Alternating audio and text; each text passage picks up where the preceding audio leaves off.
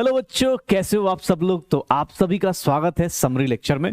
और आज हम लोग समरी करने वाले हैं, समराइज करने वाले हैं 1 से 1.5 घंटे में। आपको कुछ नहीं करना, आपके पास ये जो लेक्चर का जो फॉर्मूला शीट है ऑलरेडी आपके ऐप में अपलोडेड है। तो आपको कुछ नहीं, अगर आपको लगता है तो आप उस पीडीएफ को डाउनलोड कर लो और फिर समरी लेक्चर को एंजॉय करो। क्योंकि लिखने का जब टेंशन नहीं होगा ना, तो आप चीजों को फोकस से सुनोगे और सिर्फ देखोगे कि हाँ यार, ऐसे ऐसी चीजें हैं जिनको रिलेट करना है, या मुझे इस फॉर्मूले को ऐसे यूज करना है। ये वो फॉर्मूलाज हैं या ये पूरे चैप्टर का एक जिस्ट है जो आपको अगले 1 से 1.5 घंटे के अंदर पूरा चैप्टर रिवाइज करा दिया जाएगा।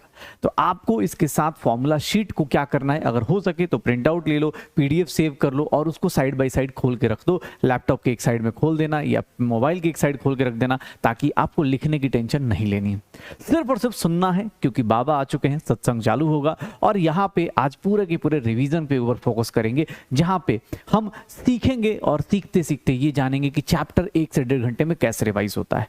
आप इस पूरे चैप्टर को रिवाइज करने के बाद आप डीवीपी को अटेम्प्ट करोगे अपने, और डीवीपी अटेम्प्ट करके फिर आप पीवाईक्यूज अटेम्प्ट कर सकते हो। ठीक है, जो भी आपके डीवीपी हैं उनको अटेम्प्ट करना, उनके क्वेश्चंस देखना, उनकी चीजों को रिलेट करना, आप सब कुछ कर सकते हो। ओके, तो चलो अब देर नहीं करते हैं, शुरू करते हैं आज अपना पहला चैप्टर, मोल कॉन्सेप्ट का समरी लेक्चर। और मोल कॉन्सेप्ट आप सबको जो 11th क्लास में होते हैं उनको पहला लेक्चर मिलता है, पहला चैप्टर मिलता है, और हम 10th से जब 11th क्लास में आते हैं तो उड़ जाते हैं। सिमिलरली अगर हम रिपीट कर रहे होते हैं तो वहां पे भी जब 10th से 12th से 11th में ऐसे ही बर्बाद हो चुका होता है, जब रिपीट कर रहे होते हैं तो वहां पे भी ये दिक्कत आनी शुरू हो जाती है। क्योंकि ये चैप्टर हर एक जगह, इस चैप्टर का नाम ही एनसीईआरटी में रखा गया है some basic concepts of chemistry. मतलब ये सारा का सारा बेसिक्स को कवर करता है, और ये चैप्टर आना इसलिए कंपलसरी है क्योंकि ये हर एक जगह यूज होगा। आपको भी पता है ये चैप्टर अगर आपको आता है तो आप स्टेट्स ऑफ मैटर बहुत अच्छा कर सकते हैं। आप आगे कहीं भी केमिस्ट्री के, फिजिकल केमिस्ट्री में कहीं आपको दिक्कत नहीं आएगी अगर आपने ये चैप्टर अच्छा कर लिया तो। लेकिन हाँ, इस चैप्टर को अच्छा करने के लिए आपको फटाफट रिवाइज करना है। आपने ऑलरेडी वीडियोस कर रखी हैं, क्लासेस लगा रखी हैं, आपने सब कुछ कर रखा है, तो आपको क्या करना है, बस इस चैप्टर को मेरे साथ रिवाइज करना है। जो हमने क्लास में किया है उसी को एक बार और रिवाइज करेंगे, देखेंगे, सीखेंगे और जानेंगे आज क्या क्या होता है। तो चलो भाई, समरी लेक्चर शुरू करते हैं। लिखने का टेंशन नहीं लेना है, फॉर्मूला शीट आपके पास है। जिन लोगों को लगता है लिखना है तो बेटा आप वीडियो पॉज करना, मैं 1 सेकंड 2 सेकंड के लिए साइड हो जाऊंगा, आप अपने पास बैठ के को पॉज करके लिख लेना। लेकिन हाँ, मैं यही बोलूंगा कि बेटा आपके पास पीडीएफ पड़ी है, संडे को टाइम मिले तो आप आराम से उसको लिख के अच्छे से black blue pen white pen से जैसे मन करे वैसे लिख के बता सकते हो, शेयर कर सकते हो हम लोगों के साथ। ओके, तो चलो भाई शुरू करते हैं अपना लेक्चर। और मेरे पास सबसे बेसिक सी चीज स्टार्ट होती है, जब मूल कॉन्सेप्ट स्टार्ट होता है तो सबसे बेसिक सी चीज से स्टार्ट होता है, और वो होती है पहली चीज, एटम्स और मॉलिक्यूल्स की कहानी। एटम्स और मॉलिक्यूल्स की कहानी शुरू होती है, और एटम्स और मॉलिक्यूल्स की कहानी में क्या देखने को मिलता है, एटम्स और मॉलिक्यूल्स की कहानी में देखने को मिलता है कि सर मॉलिक्यूल और एटम्स का कन्वर्जन। अगर आपको कहीं मॉलिक्यूल्स दिए हुए हैं और उसके अंदर एटम्स पूछा जाए तो आपको क्या करना है, कुछ नहीं, सर मॉलिक्यूल्स दिया गया है, एटम्स निकालना है। मॉलिक्यूल्स दिया गया है, आपको एटम्स निकालना है, तो कुछ नहीं, आप उसकी एटॉमिसिटी से मल्टीप्लाई कर दीजिए। एटॉमिसिटी क्या होता है आप सबको पता है। एटॉमिसिटी क्या होता है, CO2 के अंदर, CO2 के मॉलिक्यूल के अंदर कार्बन का 1 एटम है, ऑक्सीजन के 2 एटम्स हैं, तो कार्बन की एटॉमिसिटी 1 है, ऑक्सीजन की 2 है। और अगर टोटल मॉलिक्यूल की पूछी जाए तो 3 है, कार्बन का 1, ऑक्सीजन का 2। तो अगर मॉलिक्यूल से एटम पूछा जाए तो कुछ नहीं, आप मॉलिक्यूल को मल्टीप्लाई कर दो एटॉमिसिटी से। अगर उल्टा पूछा जाए तो उल्टा कर दो, एटम्स को मल्टी डिवाइड कर दो, किससे, एटॉमिसिटी से। एटम्स को डिवाइड कर दो, किससे, एटॉमिसिटी से। तो atomicity is nothing, number of atoms in a molecule. Sir even atomicity को ही देख के मॉलिक्यूल्स को भी हम 2 पार्ट में डिवाइड कर लेते हैं। कौन कौन सा, होमो एटॉमिक और हेट्रो एटॉमिक। होमो एटॉमिक क्या है सर, जो सल्फर का, जैसे ये एसिड दिया हुआ है, सब के सब सेम टाइप के एटम्स हो, उसको क्या बोलते हैं, होमो एटॉमिक। सारे के सारे डिफरेंट टाइप के एटम्स हो, उसको क्या बोल देंगे, हेट्रो एटॉमिक मॉलिक्यूल्स। तो मॉलिक्यूल्स भी एटॉमिसिटी से डिफाइन करें तो एटॉमिसिटी को देख के अगर एक ही टाइप के एटम्स आते हैं तो होमो एटॉमिक मॉलिक्यूल्स, अगर अलग अलग टाइप के एटम्स आते हैं तो हेट्रो एटॉमिक मॉलिक्यूल्स। एटॉमिसिटी ये हो गई मॉलिक्यूल से एटम में जाने की, एटम से मॉलिक्यूल्स में आने की। अब देखना सर, एटम्स के अंदर 3 सब एटॉमिक पार्टिकल्स होते हैं, और वो 3 सब एटॉमिक पार्टिकल्स कौन कौन से होते हैं ये देख लेना। सब एटॉमिक पार्टिकल्स कौन कौन से होते हैं ये देख लीजिएगा। क्या होता है सब एटॉमिक पार्टिकल्स, कौन कौन से होंगे सब एटॉमिक पार्टिकल्स, तो वो है मेरे पास सर ये इलेक्ट्रॉन। पहला कौन है, इलेक्ट्रॉन। इलेक्ट्रॉन फिर कौन है प्रोटॉन और फिर कौन है न्यूट्रॉन। इन सब का इसको इससे रिप्रेजेंट करते हैं E minus P plus P और एन से। इसके ऊपर चार्ज कितना होता है, इलेक्ट्रॉन के ऊपर नेगेटिव, पॉजिटिव, न्यूट्रल। इसको ये एब्सोल्यूट चार्ज है। अगर कहीं इलेक्ट्रॉन जाएगा, अगर इलेक्ट्रॉन के ऊपर पूछा जाए तो कितना चार्ज होगा, -1.6 इंटू 10⁻⁻19। लेकिन अगर कहीं इलेक्ट्रॉन कहीं जाएगा तो रिलेटिव चार्ज कितना होगा उसका, -1। मतलब अगर क्लोरीन से क्लोरीन -1 होता है, इसका मतलब क्या होता है, Cl से Cl -1 होता है, तो इसका मतलब क्या होता है कि एक इलेक्ट्रॉन गेन कर रहा है और एक इलेक्ट्रॉन गेन कर रहा है। बस इसका मतलब यही है। अगर मैं बोलूं Cl से Cl माइनस जा रहे हो, इसका मतलब क्या है कि सर इसके अंदर 17 इलेक्ट्रॉन्स थे तो इसके अंदर कितने हो गए, 18 हो गए। लेकिन इसका मतलब ये नहीं है कि उसके ऊपर चार्ज 1 हो गया, नहीं नहीं, -1 नहीं है चार्ज, वो उसका रिलेटिव चार्ज है। एक इलेक्ट्रॉन के आने और जाने से कितना चार्ज होता है, इतना। इसको हम लोग क्या करेंगे, बार बार -1 लिखेंगे, इसको हम लोग क्या लिखेंगे, +1। तो ये हमारा बेसिक हो गया। फिर अगर हम बात करें तो सर इलेक्ट्रॉन का मास बहुत ही कम होता है, 10⁻31। प्रोटॉन का मास और न्यूट्रॉन्स का मास, प्रोटॉन और न्यूट्रॉन्स का मास ऑलमोस्ट सिमिलर है, लेकिन हाँ आप देखोगे तो आपको गैप दिख जाएगा। आप देखोगे तो आपको गैप दिख जाएगा और वो क्या होगा कि सर यहां से और यहां पे थोड़ा सा ज्यादा है, न्यूट्रॉन्स का मास थोड़ा सा ज्यादा है, इलेक्ट्रॉन्स का मास काफी ज्यादा नेग्लिजिबल है। इसीलिए अगर इसको मैं 1 लूंगा तो इसकी वैल्यू क्या हो जाएगी, 0 हो जाएगी। तो कभी भी किसी एटम के अंदर आप जाते हैं, 3 लोग मिलते हैं, इलेक्ट्रॉन, प्रोटॉन और न्यूट्रॉन, और वो तीनों में इलेक्ट्रॉन का मास क्या होता है, नेग्लिजिबल। इलेक्ट्रॉन का चार्ज कंसिडरेबल होता है बट इलेक्ट्रॉन का मास क्या होगा, नेग्लिजिबल। प्लीज बेटा आप एकदम ऑडियो की तरह सुनो, पॉडकास्ट की तरह इसको सुनने की कोशिश करो, क्योंकि चीजें आपने ऑलरेडी की हुई हैं, क्लास में किया हुआ है, तभी आप। अच्छा कोई बिना क्लास के डायरेक्ट आ गया हो तो भैया सॉरी, आप प्लीज क्लास करके आइए, अदरवाइज आपको ये सब चीजें बहुत ज्यादा हो सकता है। क्योंकि पूरी क्लास 10 घंटे 20 घंटे की क्लास को अगर हम 1 घंटे में समराइज कर रहे तो बेटा यहां पे आपको चाहिए कि क्लास देख के आना पड़ेगा, ठीक है, ये देख लेना। फिर मेरे पास कुछ पॉइंट्स हैं। पॉइंट्स क्या हैं कि सर मास ऑफ इलेक्ट्रॉन क्या होता है, 1/1837 टाइम्स, मतलब बहुत ही छोटा। प्रोटॉन और न्यूट्रॉन के रिस्पेक्ट में इलेक्ट्रॉन्स का मास बहुत छोटा हो जाता है। Mass of proton almost equals to mass of neutron, उसी को क्या बोलते हैं, 1 AMU एटॉमिक मास यूनिट या 1 U बोलते हैं। In general mass of neutron और मास ऑफ प्रोटॉन को हम लोग इक्वल मानते हैं और this is greater then mass of electron. अगर ऑप्शन में दिया जाए कि क्वेश्चन में पूछ दिया जाए कि नहीं भैया एग्जैक्ट बताओ, तो न्यूट्रॉन का मास थोड़ा सा ज्यादा होता है प्रोटॉन से। अभी थोड़ी देर पहले ये टेबल में बता रहा था, न्यूट्रॉन का मास थोड़ा सा ज्यादा है, न्यूट्रॉन का मास थोड़ा सा ज्यादा है, किससे, प्रोटॉन से, थोड़ा सा ही। इसलिए हम जनरली हम लोग क्या लेते हैं, इक्वल लेते हैं। लेकिन अगर क्वेश्चन में पूछ दिया जाए, ऑप्शन ही ना दिया जाए, तो आपको क्या लेना पड़ेगा, ये लेना पड़ेगा। एटॉमिक मास क्या होता है सर, एटम के अंदर मास किसके किसके कारण होगा, एटम के घर में कौन कौन है, इलेक्ट्रॉन, प्रोटॉन, न्यूट्रॉन्स है। इलेक्ट्रॉन्स का मास क्या कर दिया आप लोगों ने, 0। इलेक्ट्रॉन्स का मास क्या कर दिया, नेग्लिजिबल। इलेक्ट्रॉन्स का मास आपने क्या कर दिया, नेग्लिजिबल। तो एटम के अंदर जो मास लोगे वो किसके कारण लोगे, प्रोटॉन और न्यूट्रॉन्स के कारण लोगे। मास ड्यू टू प्रोटॉन और मास ड्यू टू न्यूट्रॉन्स लोगे। याद रखना इलेक्ट्रॉन्स की कोई वैल्यू नहीं होती, इलेक्ट्रॉन्स का मास कंसीडर तक नहीं करते। लेकिन हाँ इलेक्ट्रॉन्स काम करता है, क्या काम करता है, electron change causes chemical reactions. Change in electron मतलब अगर इलेक्ट्रॉन चेंज होगा तो केमिकल रिएक्शन होगा, और चेंज इन प्रोटॉन या न्यूट्रॉन्स होता है तो उससे क्या होता है, न्यूक्लियर रिएक्शंस होती हैं, न्यूक्लियर रिएक्शंस होती हैं। तो देख लो बेटा ये बेसिक पॉइंट्स हैं जिनको आपको ध्यान रखना है। पहले 2 स्लाइड्स हमने कंप्लीट किए कि हाँ सर एटॉमिसिटी क्या है, ऑलरेडी आपने क्लास में किया हुआ है, डिस्कस्ड है चीजें, थोड़ा सा साथ साथ में रिलेट करने की कोशिश करो। ओके चलो अगली स्लाइड देखते हैं कि अगली स्लाइड पे क्या क्या है। आप सबको पता है किसी एटम को रिप्रेजेंट करने के लिए 3 चीजें चाहिए होती हैं, 3 चीजें चाहिए होती हैं, और वो क्या क्या है सर, उसका सिंबल चाहिए, उसका एटॉमिक नंबर चाहिए और मास नंबर चाहिए।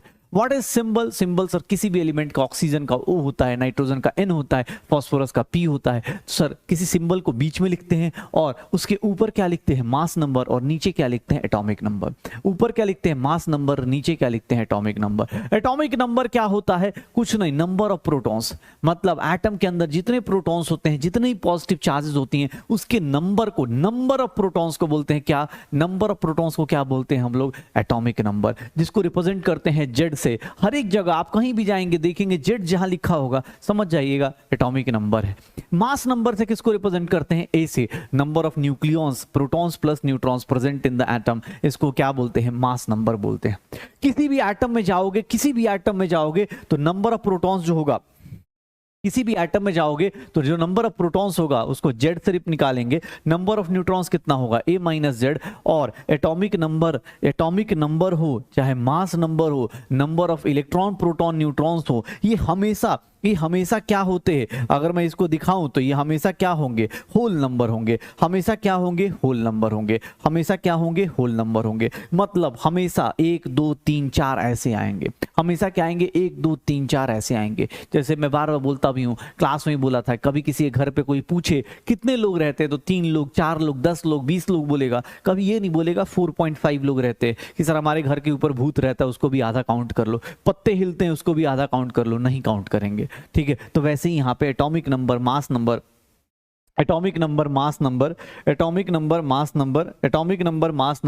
इन सबको हम लोग क्या करने वाले हैं, atomic number mass number number of electron protons, ये हमेशा always whole quantity whole number अपने पास रहने वाले हैं। ठीक है, फिर प्रोटॉन्स आ गया, न्यूट्रॉन्स आ गया, इलेक्ट्रॉन्स की हम वैल्यू पहले से भी नहीं कर रहे थे, उसके मास को हम कंसीडर आज भी नहीं कर रहे। मास ऑफ इलेक्ट्रॉन तो हमने हवा में रख दिया, मास को मतलब इलेक्ट्रॉन को तो ऐसे मतलब धूल मिट्टी बराबर मान रखा है हम लोगों ने, लेकिन इलेक्ट्रॉन के कारण केमिकल रिएक्शंस होती हैं, जितनी भी केमिकल रिएक्शंस होती हैं वो इलेक्ट्रॉन्स के कारण होती हैं, और इलेक्ट्रॉन्स के कारण देखोगे किसी भी नंबर ऑफ इलेक्ट्रॉन्स अगर निकालने जाओगे, किसी के अंदर अगर नंबर ऑफ इलेक्ट्रॉन्स निकालने जाओगे तो आप देख पाओगे कि एटम्स के अंदर 2 टाइप के एटम होते हैं। एक होता है न्यूट्रल अनचार्ज या आइसोलेटेड एटम, मतलब कि उसके अंदर कोई चार्ज नहीं होगा, उसके ऊपर क्या होगा, नंबर ऑफ इलेक्ट्रॉन्स क्या हो जाएंगे, नंबर ऑफ प्रोटॉन्स के इक्वल, जितना नेगेटिव उतना ही क्या हो जाएगा, पॉजिटिव। तो यहाँ पे इस टाइप के एटम्स में निकालना बहुत आसान है, क्यों, क्योंकि इसमें कुछ करना ही नहीं है। अगर किसी एटम, मान लो जैसे ऑक्सीजन दिया हुआ है तो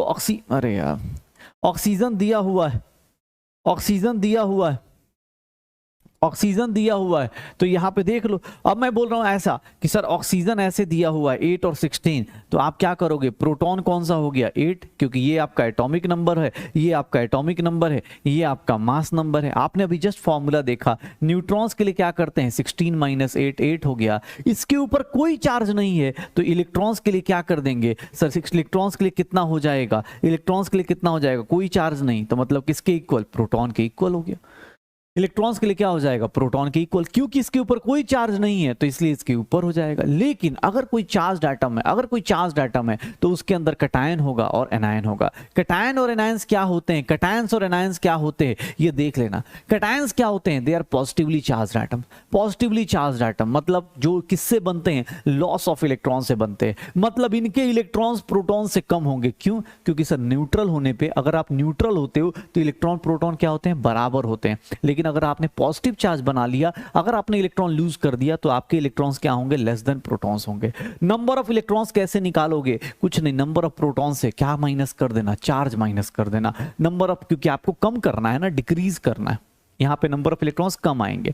लेकिन अगर एनायंस की बात की जाए तो एनायंस के केस में क्या होगा, they are negatively charged atom, they are formed by gain of electrons. Number of electrons यहां क्या होगा, ग्रेटर देन, क्यों, क्योंकि ये गेन ऑफ इलेक्ट्रॉन्स कर रहा है। अगर ये इलेक्ट्रॉन गेन कर रहा है तो that means what, number of protons से ज्यादा हो जाएगा। नंबर ऑफ इलेक्ट्रॉन्स क्या होगा, प्रोटॉन्स प्लस चार्ज हो जाएगा। प्रोटॉन प्लस क्या कर देंगे, चार्ज कर देंगे। प्रोटॉन प्लस क्या कर देंगे, चार्ज कर देंगे, हो जाएगा, श्योर हो। तो ये कटायन हो गया, एनायन हो गया। मतलब किसी एटम के घर पे गए तो 3 चीजें मिल गई, इलेक्ट्रॉन प्रोटॉन न्यूट्रॉन्स, उनकी नंबरिंग कर ली, उनका एटॉमिक नंबर देख लिया, उनका मास नंबर देख लिया, उनका सिंबल देख लिया, उनका रिप्रेजेंटेशन देख लिया, एटॉमिसिटी देख ली, मॉलिक्यूल्स देख लिया, टाइप्स ऑफ मॉलिक्यूल्स देख लिया। चीजों को रिवाइज करते जाओ, सीखते जाओ, रिवाइज करते जाओ, सीखते जाओ। भैया आप जितनी बार आप रिवाइज करोगे उतना ज्यादा सीखोगे, ठीक है ना। अब देखते हैं आइसोटोप्स। एटम्स के अंदर कुछ चीजें और होती हैं, एटम्स के अंदर होता है आइसोटोप्स। आइसोटोप्स किसको बोलते हैं, जिसके अंदर same atomic number but different mass number हो, same atomic number but different mass number हो। या इसी को लिखने का एक तरीका ये भी हो सकता है, एटॉमिक नंबर सेम है तो प्रोटॉन सेम होंगे, डिफरेंट नंबर ऑफ न्यूट्रॉन्स होंगे। इन जनरल हम लोग क्या मानते हैं कि सर जितने हेवियर आइसोटोप्स होते हैं, जैसे हाइड्रोजन का एक आइसोटोप, इसको हाइड्रोजन बोलते हैं, ड्यूटेरियम बोलते हैं, इसको ट्रिटियम बोलते हैं।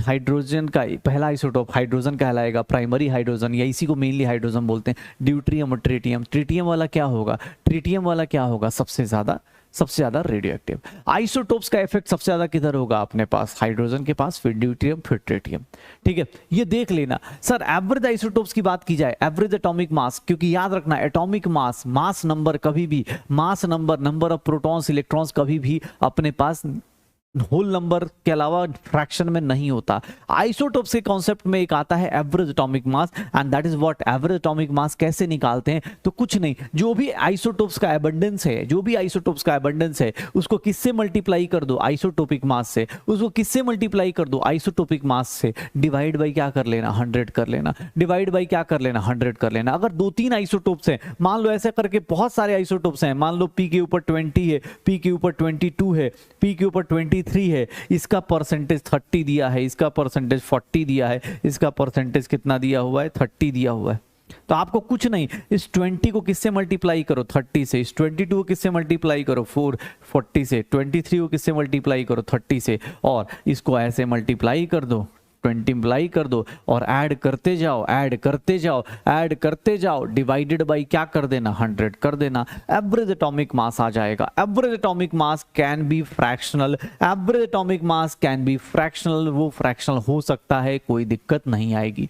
आइसोटोप्स की सेम केमिकल रिएक्शंस होती हैं, बट हाँ डिफरेंट फिजिकल प्रॉपर्टीज हो जाती हैं, सेम केमिकल प्रॉपर्टीज होंगी बट डिफरेंट फिजिकल प्रॉपर्टीज हो जाएंगे। तो आइसोटोप्स के केस में ये सब चीजें देखने को मिलेंगी। अब आइसोटोप्स के बारे में बात करें, उसके बाद हमारी लाइफ में और भी आइसो टर्म आते हैं। आइसो का मतलब होता है सेम, और अब आइसो टर्म के बारे में बात करेंगे तो isobars, isotones, isoelectronic, isosteres, isodiaphers, बहुत सारी चीजें सीखने को मिलेंगी। आप अगर क्लास अटेंड करके आपको सब कुछ धीरे धीरे याद आ रहा होगा, गजनी वाली अदास वापस आ रही होगी। आइसोबार्स किसको बोलते हैं, जहां मास नंबर क्या हो जाए, जहां मास नंबर क्या हो जाए सर, सेम हो जाए, बट एटॉमिक नंबर क्या हो जाए, डिफरेंट हो जाए। मतलब इनका नंबर ऑफ प्रोटॉन्स डिफरेंट है बट नंबर ऑफ न्यूक्लियॉन्स, याद रखना न्यूक्लियॉन्स क्या होगा अपने पास, नंबर ऑफ न्यूक्लियॉन्स क्या रहेगा, सेम रहेगा। मतलब टोटल नंबर ऑफ न्यूक्लियॉन्स क्या रहेंगे, न्यूक्लियस के अंदर रहने वाले लोगों को क्या बोलते हैं हम लोग, न्यूक्लियॉन्स बोल देते हैं, न्यूक्लियॉन्स बोल देते हैं। जैसे होता है ना कि दुनिया को बचाने वाले को एवेंजर्स बोल देते हैं, वैसे ही हम लोग जो न्यूक्लियस के अंदर रहता है उसको हम लोग बोल देते हैं न्यूक्लियॉन्स है। ये न्यूक्लियॉन्स अपने पास सेम होंगे आइसोबार्स में। आइसोटोन्स में या आइसो न्यूट्रॉनिक का मतलब same number of neutrons, isoelectronic मतलब same number of electrons, isosteres मतलब same number of electrons as well as same number of atoms, as well as same number of atoms. Isodiaphers मतलब same difference between neutrons and protons, proton और neutron का difference same रहे, p minus N या n minus P अगर same रहता है तो उसका चीज को हम लोग क्या बोलते हैं, आइसोडायफर्स। तो ये एटम्स के अंदर सारी कहानी होती है, किसी एटम के अंदर क्या क्या चीजें हैं, इलेक्ट्रॉन, प्रोटॉन, न्यूट्रॉन्स, उसके अंदर सिमिलरिटीज क्या है, उसके अंदर चीजें कौन कौन सी कैसे डिस्कस होती हैं, ये अपने पास आता है। फिर एक एटम का मास अगर किसी भी एलिमेंट का निकालना है, एक एटम का मास किसी भी एलिमेंट का निकालना है तो आपको क्या करना है, मास नंबर के आगे क्या लगा दोगे, या तो AMU, या फिर मास ऑफ 1 प्रोटॉन, या फिर 1.66 इंटू 10 की पावर -27। आपको कुछ नहीं, आप क्या करोगे, मास नंबर इंटू AMU कर दोगे, या फिर mass number into mass of 1 proton कर दोगे, मास नंबर इंटू 1.6 इंटू 10 की पावर -27। सर आपको ये सिंपल चीजें दी गई हैं कि भैया ये देख लो, अगर एक एलिमेंट का निकालना है, मास ऑफ 1 एटम का निकालना है तो क्या करोगे, ऑक्सीजन का दिया है तो ऑक्सीजन का मास नंबर कितना होता है, एटॉमिक नंबर और मास नंबर बेटा अब याद रख लो, क्योंकि ये चीजें अगर याद नहीं है तो हमेशा दिक्कत आएंगी। ये ध्यान रखो, एटॉमिक नंबर और मास नंबर आपको याद होना चाहिए, अच्छे से याद होना चाहिए। अब जैसे ऑक्सीजन का दिया है, एक एटम का मास निकालना है, 16 इंटू AMU, या 16 इंटू मास ऑफ 1 प्रोटॉन, या फिर 16 इंटू 1.6 इंटू 10 की पावर -27 kg। तो ऐसे लिख सकते हैं, हो जाएगा सर, श्योर हो। चलो, अगर एक एटम का मास आपको निकल के आ रहा है, ये इसी पे एक चीज डिफाइन होती है, that is known as 1 atomic mass unit. 1 atomic mass unit या बोलते हैं 1 यूनिफाइड मास। ये कैसे डिफाइन करते हैं, तो इसको डिफाइन करने के लिए हम लोग क्या करते हैं, it is defined as 1/12 of mass of 1 atom of C12। मतलब इसको डिफाइन करा जाता है एक एटम के मास को कितना, कार्बन के एक एटम, कार्बन के रिस्पेक्ट में। मतलब आज के टाइम पे जितने भी एटॉमिक स्केल्स हैं वो सारे के सारे किस पे बेस्ड हैं, कार्बन के ऊपर बेस्ड हैं। अगर मैं बात करूं तो AMU कैसे डिफाइन करते हैं, ये मास ऑफ 1 प्रोटॉन, या फिर उसी को आज के टाइम पे ये लिख दिया जाता है यूनिफाइड मास। AMU को भी आजकल हम लोग शॉर्ट कर चुके हैं और उसको हम लोग क्या लिख देते हैं, U लिख देते हैं। AMU ना लिख के U लिख देते हैं और वो भी सेम वैल्यूज लेगा, ये kg में इतना आएगा, ग्राम में इतना आएगा, एक प्रोटॉन न्यूट्रॉन्स की वैल्यू इतनी आ जाएगी। अब जैसे ही हम इस सब चीजें डिस्कस करते हैं हमारी लाइफ में आता है मोल। और मोल क्या है? कुछ नहीं, एक एवोगाड्रो नंबर, एक नंबर है जो क्या होता है 6.022 इंटू 10 की पावर 23, या फिर इसको हम शॉर्टकट में लिख सकते हैं 6 इंटू 10 की पावर 23, या फिर इसी को हम लोग शॉर्टकट में लिख देते हैं Na मतलब क्या हो जाएगा, अपने को सोडियम मत कर देना, Na मतलब एवोगाड्रोस नंबर, ठीक है। अब ये बंदा ऐसा है, ये नंबर एक ऐसा है कि इसको और इसको मल्टीप्लाई कर दोगे, इसको और इसको मल्टीप्लाई कर दोगे, इसकी वैल्यू कितनी आ जाएगी 1। मतलब Avogadro number into 1 AMU multiply करोगे क्या हो जाएगा 1। और इसी से एक नई चीज निकल के आती है कि सर एक एटम का मास, आपको एक एटम का मास अभी क्या बोला गया है कि मास नंबर के आगे क्या लगा देना, AMU लगा देना। इसको हम लोग क्या बोल देंगे, एटॉमिक मास बोल देंगे। इसको हम लोग क्या बोल देंगे, एटॉमिक मास बोल देंगे। इसको हम लोग क्या बोल देंगे, एटॉमिक मास बोल देंगे। किसी एक एटम का मास निकालना है तो मास नंबर के आगे AMU लगा दो, एटॉमिक मास बोल देंगे। लेकिन अगर एक मोल एटम का निकालना है, अगर एक मोल एटम मतलब 6.022 इंटू 10 की पावर 23 एटम्स का मास निकालना है तो कुछ नहीं, आप क्या करोगे, मास नंबर इंटू क्या कर दोगे, ग्राम कर दोगे। और इसी का नाम हम लोग जस्ट देखो, यूनिट का गेम है, AMU के बदले ग्राम लगा दोगे, सर क्या हो जाएगा, ये मोलर एटॉमिक मास हो जाएगा। ये किस में कन्वर्ट हो जाएगा, मोलर एटॉमिक मास में कन्वर्ट हो जाएगा। तो ये ध्यान रखना कि ये मोलर एटॉमिक मास में कन्वर्ट हो जाएगा। ओके, तो ये 1 मोल के बारे में बात कर रहे, ये 1 मोल के बारे में बात कर रहे। तो 1 मोल का मास कुछ नहीं, जो भी मास नंबर है उसके आगे ग्राम लगा दो, वही क्या कहलाएगा, 1 मोल का मास या मोलर एटॉमिक मास। तो देख लो, अलग अलग बस इस यूनिट्स का गेम खेला जा रहा है। AMU ग्राम लगाया, अलग अलग नाम ले रहे। सिमिलरली अब कुछ भी होगा, मोल्स के बारे में बात करें, अगर ग्राम यहां देख लेना, ग्राम या G used as a prefix, अगर G कहीं यूज हो रहा है प्रीफिक्स के फॉर्म में, देखो बेटा अगर 1 ग्राम ऑफ ऑक्सीजन दिया होता ना, अगर 1 ग्राम ऑफ ऑक्सीजन दिया होता, अगर मैं 1 ग्राम ऑफ ऑक्सीजन बोलता तो तुम मास लेते। लेकिन ग्राम यहां पे मास नहीं है, किसको रिप्रेजेंट कर रहा है, मोल को रिप्रेजेंट कर रहा है। अगर किसी के प्रीफिक्स में आता है, मतलब नाम से पहले आता है, अगर मैं अपने नाम के आगे ग्राम लगा लूं या मैं अपने पैसे के आगे ग्राम लगा लूं तो वो क्या हो जाएगा, मोल में कन्वर्ट कर देगा। तो 1 ग्राम एटम मतलब इतने एटम। इसीलिए मोल कॉन्सेप्ट को भी क्या बोलते हैं हम लोग, ग्राम कॉन्सेप्ट बोलते हैं। इसीलिए हम मोल कॉन्सेप्ट का नाम क्या रख देते हैं, ग्राम कॉन्सेप्ट। और अब नंबर ऑफ मोल्स निकालने के कुछ फॉर्मूले हैं जो हम लोगों ने क्लास में सीखे हैं। नंबर ऑफ मोल्स कैसे कैसे निकाला जाता है, सॉलिड लिक्विड गैस का, तीनों के लिए क्या निकाला जाता है कि सर ये given mass upon molar mass, given number of particles divide by Avogadro number, ये नंबर ऑफ मोल्स निकालने का एक तरीका होता है। ये तरीके सॉलिड लिक्विड गैस तीनों के लिए वैलिड होते हैं, ये तीनों के लिए वैलिड होते हैं। सॉलिड लिक्विड गैस तीनों के लिए वैलिड होंगे, ये फॉर्मूला और ये फॉर्मूला, सॉलिड लिक्विड गैस तीनों के लिए वैलिड हो जाता है। लेकिन हाँ आगे देखोगे तो यहां पे अब आता है कॉन्सेप्ट किसका, मोलर वॉल्यूम का। मोलर वॉल्यूम क्या है कि एक मोल अगर गैस है उसका वॉल्यूम किसी कांस्टेंट टेम्परेचर या प्रेशर पे क्या होगा, volume of 1 mole of a gas at a particular temperature and pressure पे क्या होगा। वैल्यू ऑफ मोलर वॉल्यूम कैसे फ्लक्चुएट करता है टेम्परेचर और प्रेशर से। सर आप देख लो, आपके सामने सब कुछ लिखा हुआ है, आपके सामने सब कुछ लिखा हुआ है। आप देख लो, इसको आज के टाइम पे न्यू STP बोलते हैं, ये ओल्ड STP है। STP मतलब standard temperature and pressure, STP मतलब standard temperature and pressure. Sir STP आज के टाइम पे डेफिनेशन चेंज कर दी गई है। आज के टाइम पे ये प्रेशर क्या है, स्टैंडर्ड प्रेशर है, और ये वाला क्या है, पुराना हो चुका है। लेकिन अभी भी कैलकुलेशन में हम लोग इसको खूब यूज करते हैं, बिकॉज ये इवन नंबर है या कैलकुलेशन इससे करना बहुत आसान होता है, तो इसलिए हम इसको खूब यूज करते हैं, ये खूब सारा यूज करते हैं। तो ये देख लेना, टेम्परेचर हो गया, प्रेशर हो गया, मोलर वॉल्यूम हो गया। सर ये इसको हम लोग SATP बोल देते हैं, standard ambient temperature and pressure, standard ambient temperature and pressure. तो ये छोटी छोटी चीजें हमने देखी। मोलर वॉल्यूम गैस के लिए होता है, ये सब कुछ किसके लिए वैलिड है, गैस के लिए। इवन मोलर वॉल्यूम कोई पूछे तो वो किस पे डिपेंड करता है, नेचर पे।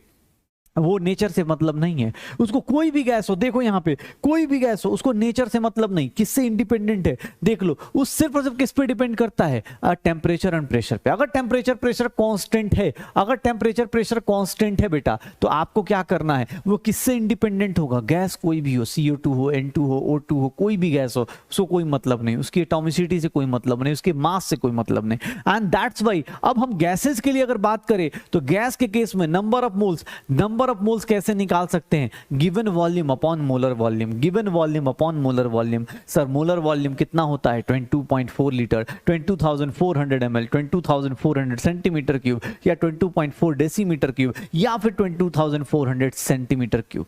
सीसी भी लिख सकते हैं। याद रखिएगा इस फॉर्मूले को कभी भी गैस के लिए यूज करना है, सॉलिड और लिक्विड्स के लिए यूज मत कर देना, अदरवाइज पछताओगे। ठीक है ना? होता है ना बेबी तुझे पाप लगेगा, वही वाला गाना अपने दिमाग में बचेगा कि भाई पाप लगेगा, ये वाला अपने पास गलती से ही मत कर देना। ये फॉर्मूला हमेशा किसके लिए वैलिड है? गैस के लिए, सॉलिड और लिक्विड के लिए वैलिड नहीं होगा।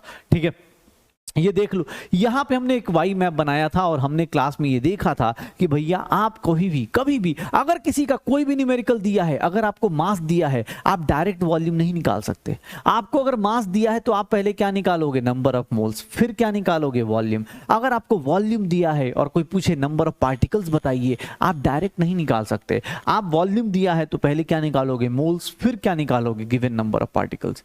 कैसे करते? तो ये देख लो, इधर से इधर आए तो डिवाइड बाय दिस। अभी फॉर्मूला लिखा था, जाते टाइम क्या होगा? अगर किसी सिंपल मैथ्स हम लोग पढ़ते कि अगर 2 इंटू एक्स क्या है? y है, तो x क्या हो जाएगा? y/2 हो जाएगा। अगर आप इधर मल्टीप्लीकेशन में हो तो उधर जाओगे तो क्या हो जाएगा? डिवीजन में हो जाओगे। अभी आपने जस्ट नंबर ऑफ मोल्स का फॉर्मूला पढ़ा था, गिवन मास को किससे डिवाइड करते हैं? मोलर मास से, तो आपको ये मिलता है। सर उल्टा जाओगे तो मल्टीप्लाई करना पड़ेगा। सर मोल्स निकालने के लिए गिवन नंबर ऑफ पार्टिकल्स को डिवाइड करना पड़ता है एवोगाड्रो नंबर से, तो ये मिलता है। उल्टा जाओगे मल्टीप्लाई कर देना। मोल्स के लिए इसको डिवाइड कर दो, इसको मल्टीप्लाई कर दो, निकाल दो। गिवन वॉल्यूम, ये याद रखना, ये सिर्फ और सिर्फ किसके लिए है? गैस के लिए। ये सॉलिड लिक्विड गैस तीनों के लिए, सॉलिड लिक्विड गैस तीनों के लिए, लेकिन ये सिर्फ और सिर्फ किसके लिए? गैस के लिए। लिक्विड के ऊपर मत लगा देना, सॉलिड के ऊपर मत लगा देना, खासकर पानी के ऊपर मत लगा देना, क्योंकि पानी का क्वेश्चन सबसे ज्यादा पूछा जाता है। और आप सबने अगर डीपी किया होगा, आप सबको रियलाइज हो रहा होगा कि हाँ यार ये गलती होती है। वाटर के केस में सबसे ज्यादा गलतियां होती हैं। वाटर के केस में वॉल्यूम दिया होता है और आप सब लोग क्या करते हो? इसके ऊपर डिवाइड कर देते हो। नहीं,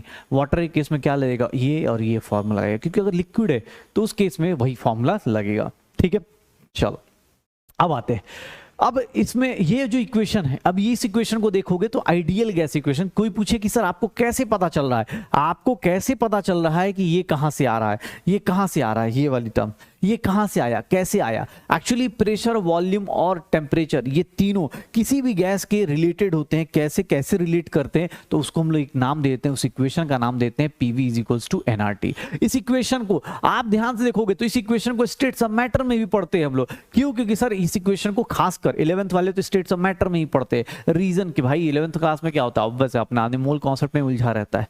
ये यहां तक तो बहुत मुश्किल बात है, लेकिन हाँ अब जान जाते हैं क्योंकि जानना जरूरी है अपने पास। सर आइडियल गैस इक्वेशन क्या है? PV = nRT। मतलब किसी गैस का pressure, volume, number of moles, temperature, ये आपस में कैसे रिलेटेड होगा, इसके लिए जो इक्वेशन दी जाती है इसी को हम लोग क्या लिख देते हैं? PV = nRT। गैस के लिए जो इक्वेशन यूज होती है, P क्या है? प्रेशर, V क्या है? वॉल्यूम, N क्या है? नंबर ऑफ मोल्स, T क्या है? टेम्परेचर। आपको पहले से ही पता था, लेकिन R क्या होता है? Universal gas constant. R क्या होता है? Universal gas constant. और R की वैल्यूज फ्लक्चुएट करती हैं, अलग अलग होती हैं। R की वैल्यू 8.314 लेते हैं जब 25/3, या फिर हम बोल सकते हैं जब प्रेशर क्या हो जाए? पास्कल। ये 25/3 क्यों लेना है? बिकॉज इससे न्यूमेरिकल आपका बहुत इजी हो जाएगा, इससे आपका न्यूमेरिकल बहुत शानदार हो जाएगा।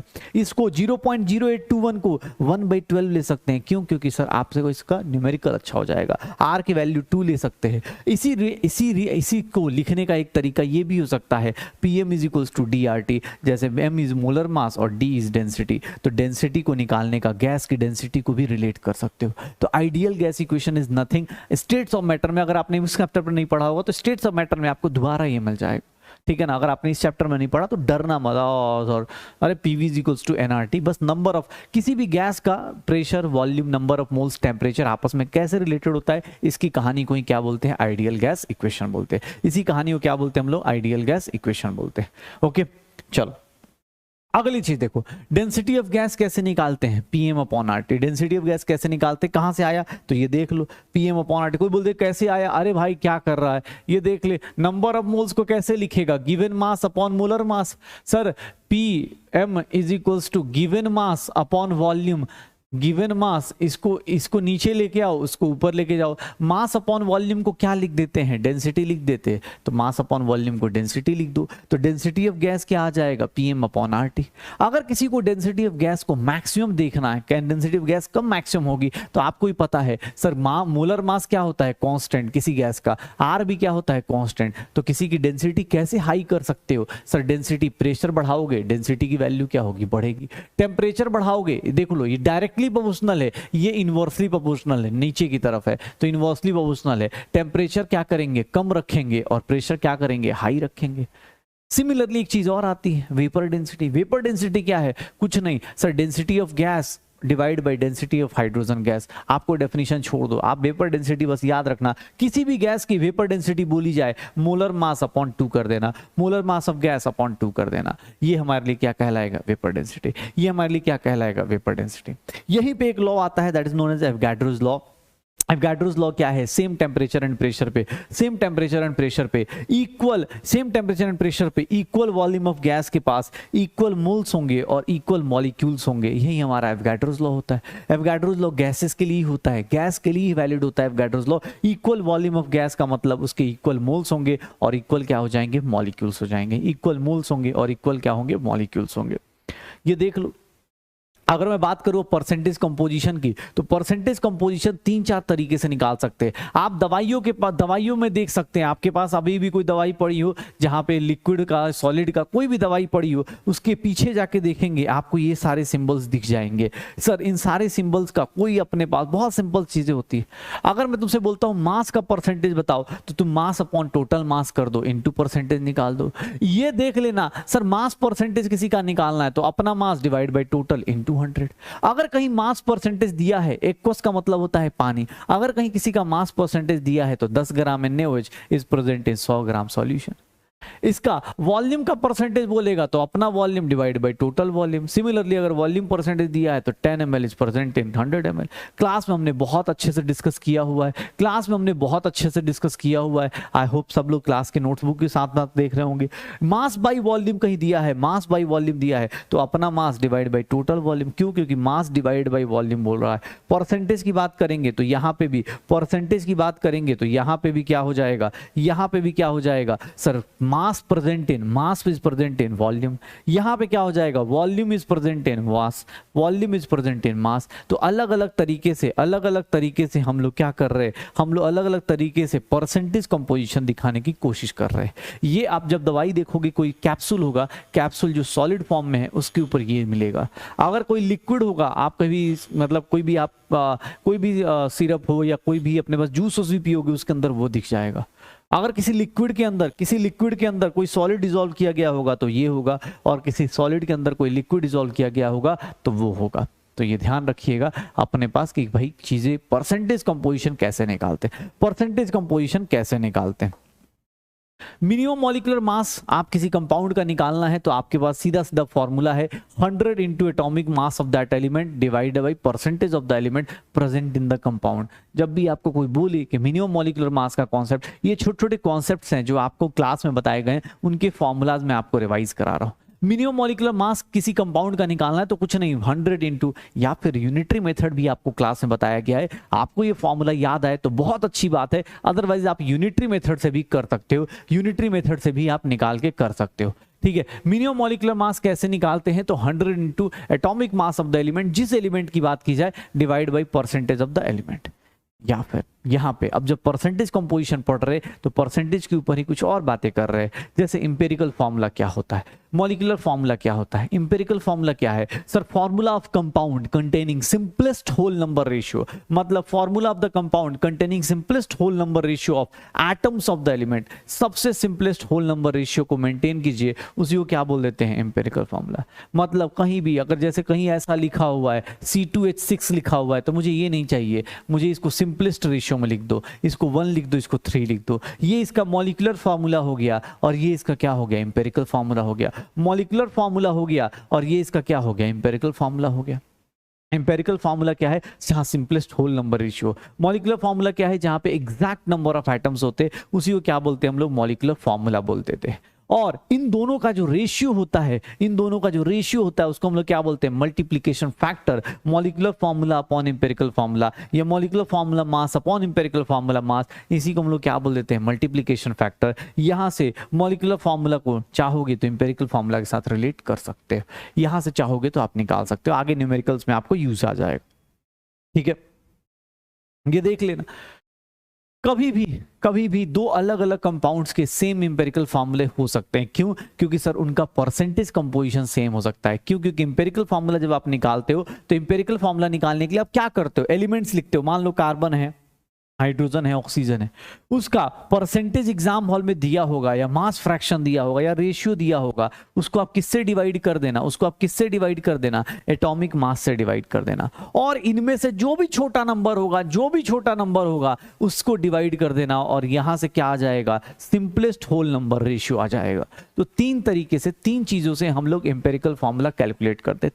तीन ही डब्बा बनाना है, एलिमेंट्स बनाने हैं, percentage divide by atomic mass करना है, और फिर वहां सिंपलेस्ट होल नंबर रेशियो निकाल देना है। बस यही तीन तरीके से ही अब हमें काम करना है। इन्हीं तीन लोगों को हम लोग चेंज करेंगे, इन्हीं तीन लोगों के ऊपर कैलकुलेशन करेंगे। आप डीपी के अंदर देखोगे आपको चीजें मिल जाएंगी जहां पे आप इन्हीं तीनों को कैलकुलेशन कर करके एम्पेरिकल फॉर्मूला कैलकुलेशन करके आप निकाल सकते हो। एलिमेंट्स निकाल दो, परसेंटेज निकाल दो, डिवाइड बाई क्या करो, यहां जो भी नंबर आए उसका सबसे छोटा नंबर उठाओ, इससे डिवाइड करो, आंसर आना शुरू हो जाएगा। That is what empirical formula calculation. Empirical formula calculation अगर मैं बात करूं तो अब मेरे पास बहुत ही अलग तरीके से चाह रहा हूं, तो वो है मेरे पास स्टोइकोमेट्री।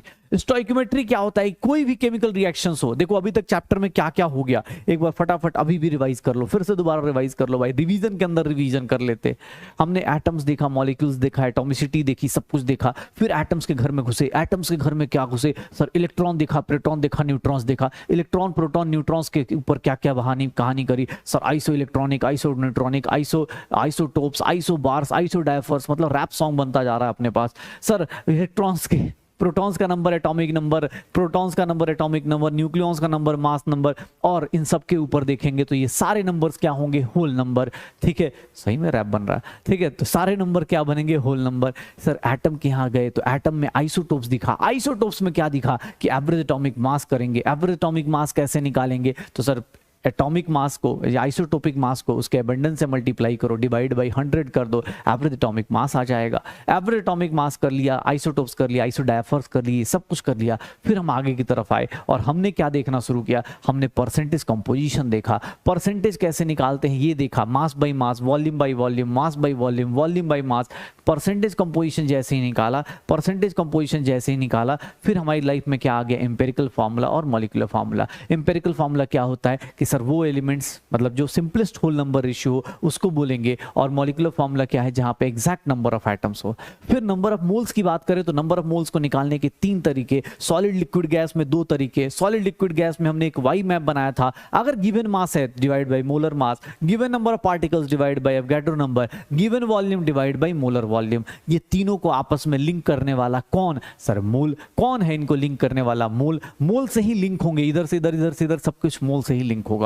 फिर हमने मोल्स के बारे में बात करी। फिर हमने ये भी देखा कि गैस का प्रेशर, गैस का प्रेशर टेम्परेचर जब कांस्टेंट होता है तो वॉल्यूम क्यों फिक्स हो जाता है, because there is an equation जिसको हम लोग क्या बोलते हैं, ideal gas equation. PV is equals to nRT, PV is equals to nRT. और आइडियल गैस इक्वेशन में अपने पास बात करें, आइडियल गैस इक्वेशन में जब बात करें तो PV is equals to NRT को यूज करेंगे तो दो तीन इक्वेशन आती थी। PM is equals to DRT, PM is equals to DRT, density of gas आ गई। डेंसिटी ऑफ गैस को देखा, फिर हमने क्या देखा, वेपर डेंसिटी देखा। वेपर डेंसिटी क्या होता है, molar mass of gas divide by 2 हो जाता है। इवन हमने ये भी जान गए हैं कि किसी एटम के अंदर अगर बात किया जाए, किसी एटम की बात की जाए तो एटम के एक एटम का मास पूछा जाए तो कुछ नहीं, मास नंबर इनटू एएमयू होता है। और किसी एक मोल एटम का पूछा जाए तो मास नंबर इनटू क्या हो जाता है, ग्राम हो जाता है। और हम ये भी जानते हैं कि किसी के आगे, किसी के नाम के आगे अगर ग्राम लग जाए तो वो मोल को रिप्रेजेंट करता है।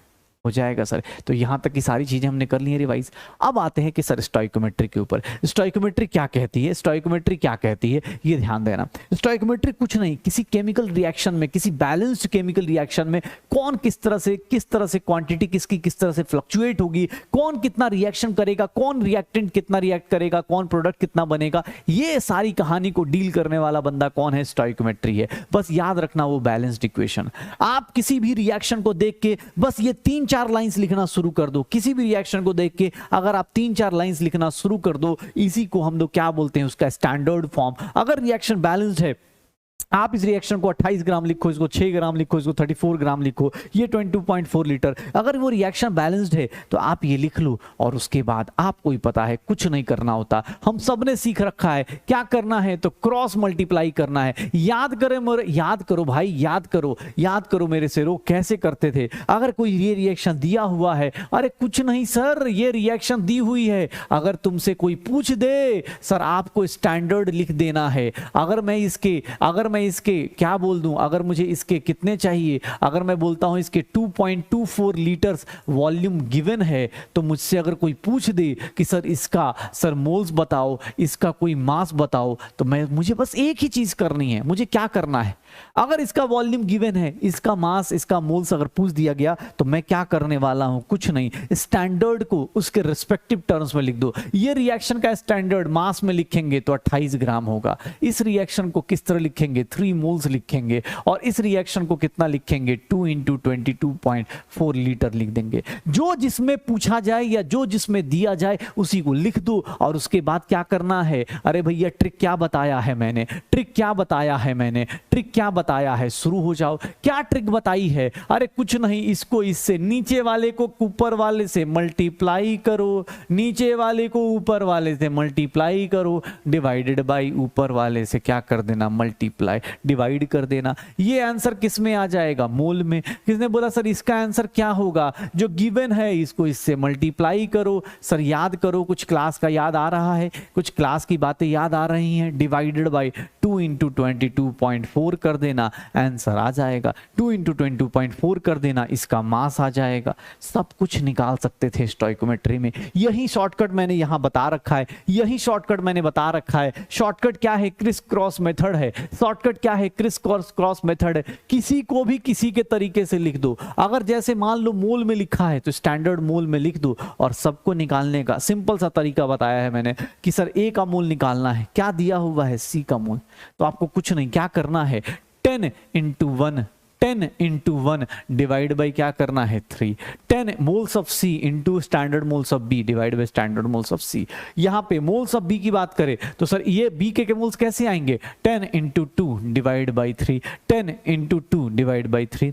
सर मोल्स ऑफ डी निकालना है तो इसको डी के लिए 10 × 4 डिवाइड बाई 3। सर यहां गलती से सी हो गया, यहां पे क्या करोगे, सी कर दोगे। तो ऐसे ऐसे छोटी छोटी चीजें कर लेना। शॉर्टकट देख लो अपने पास, ये सब कुछ हमने क्लास में डिस्कस किया हुआ है। आई थिंक सबने स्टोइकोमेट्री में काफी अच्छी मेहनत करी थी। आपको एग्जाम हॉल में कोई ना कोई एक वैल्यू दी होगी, स्टोइकोमेट्री सॉल्व कर लेंगे। ओके, अब आते हैं स्टोइकोमेट्री में कॉन्सेप्ट अलग अलग कौन से आते हैं, अलग अलग कॉन्सेप्ट कौन से आते हैं। जैसे प्योरिटी का कॉन्सेप्ट है। प्योरिटी का कॉन्सेप्ट क्या बोलता है कि भैया सुनो, मैं तुम्हें रिएक्टेंट तो दूंगा, लेकिन जब बेटा ये कॉन्सेप्ट चल रहा तो आप कॉपी अपनी खोल के देखना शुरू कर दो, ताकि आपको ना चीजें रिलेट हो जाए। आपको बोले सर न्यूमेरिकल, भाई फिर न्यूमेरिकल कराऊंगा और पूरी क्लास हो जाएगी, ये 12-15 घंटे की क्लास हो जाएगी। ये चैप्टर आपको 1 घंटे 1.5 घंटे में या कम से कम टाइम में जितना आसानी से रिवाइज करा दिया जाए उसकी क्लास है बेटा। कोई ये बोले सर पूरा न्यूमेरिकल करा दो, बेटा न्यूमेरिकल कराने जाऊंगा आपको फिर से उतनी ही मेहनत लग जाएगी, मुझे भी उतनी ही मेहनत लग जाएगी। फिर तो आप बेटर क्लास ही देख लो।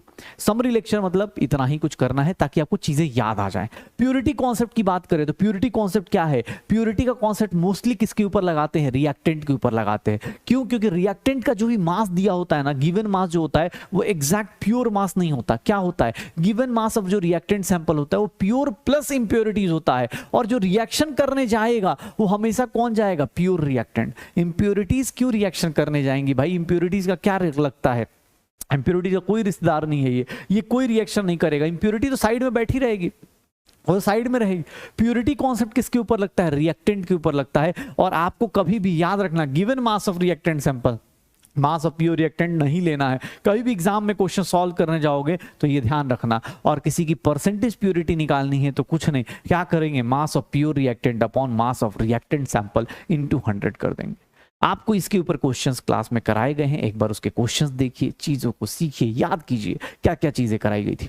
फिर अगर यील्ड और एफिशिएंसी का कॉन्सेप्ट दिखाया जाए तो ये किसके ऊपर, देखो ये किसके ऊपर लग रहा है, रिएक्टेंट के ऊपर, ये किसके ऊपर लग रहा है, प्रोडक्ट के ऊपर। क्यों? क्योंकि सर आपको ही पता है, टाइम टेबल में पहले से बना के बैठ जाता हूं, लेकिन हाँ पढ़ाई कितनी होती है किस पे डिपेंड करता है, अपने ऊपर ना, प्रोडक्ट के ऊपर, कि भाई मैं कितना पढ़ाई कर रहा हूँ। टाइम टेबल तो मैंने बना लिया, सुबह 6 बजे से लेकर रात के 12 बजे तक लगातार पढ़ाई करूंगा, लेकिन तुम्हें पता है ये किस पे डिपेंड करता है, प्रोडक्ट तुम्हारे ऊपर। क्यों? क्योंकि सर आपने रिएक्ट लिख तो लिया कि हाँ भाई मैं इतना कर लूंगा, लेकिन नहीं हो पाया। क्यों? उसका रीजन क्या है?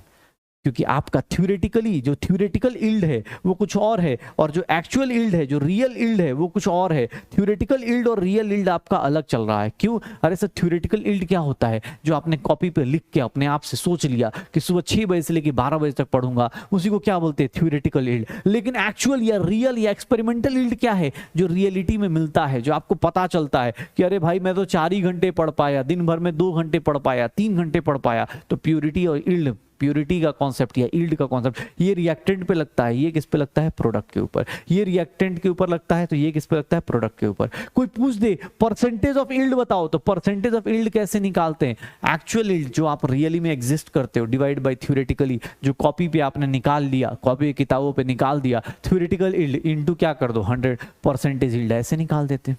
तो सर स्टोइकोमेट्री का एक बेसिक कॉन्सेप्ट आता है जिसमें एक चीज दी हो, बाकी चीजें निकालनी हो, क्रिस क्रॉस मेथड से कर लो। फिर दूसरा कॉन्सेप्ट आता है प्योरिटी का। प्योरिटी का कॉन्सेप्ट किसके ऊपर लगता है? जब आपके पास मास ऑफ सैंपल दिया हो और वहां से आपको चीजें निकालने को दी जाए। और तीसरी चीज कहां से आती है, मास ऑफ सैंपल, उसका तीसरा कॉन्सेप्ट क्या आया, यील्ड का कॉन्सेप्ट। जब प्रोडक्ट के ऊपर बात की जाए कि यार इसका प्रोडक्ट इतना बन रहा है, इसका नहीं बन रहा, तो वो यील्ड का कॉन्सेप्ट आ गया। एंड अब आते हैं लिमिटिंग रिएजेंट। जब आपके पास 2 रिएक्टेंट्स दिए हों, जब आपके पास एक से ज्यादा रिएक्टेंट दिए हों, 2 रिएक्टेंट या 3 रिएक्टेंट दिए हों, तो आपको ये डिसाइड करना पड़ेगा कि स्टोइकोमेट्री किससे गवर्न हो रही है। आपके पास 2 या 3 लोग दिए हों, जैसे देखो अब तुम घर में अकेले थे, तुम डिसाइड कर रहे थे कि हाँ भाई मैं घर में कब खेलूंगा कब नहीं खेलूंगा, तुम अपने आप से डिसाइड कर रहे थे। तो स्टोइकोमेट्री, बेसिक स्टोइकोमेट्री यही था। लेकिन अगर घर में 2-3 लोग हुए तो आप वो लोग डिसाइड करेंगे कि भाई साहब कौन कितना देर खेलेगा, कौन कितनी देर नहीं खेलेगा। वो तुम्हें डिस्टर्ब कर सकते हैं, नहीं कर सकते। वैसे ही यहां है, अगर एक से ज्यादा रिएक्टेंट होते हैं तो उस केस में एक कॉन्सेप्ट लगता है LR concept, and limiting reactant या लिमिटिंग रिएजेंट कॉन्सेप्ट। यहां पे क्या बोला जाता है, लिमिटिंग रिएक्टेंट या लिमिटिंग रिएजेंट कॉन्सेप्ट क्या बोला जाता है? पहले तो याद रखना, जब भी एग्जाम हॉल में एक से ज्यादा रिएक्टेंट दिए होंगे तभी लगाना है।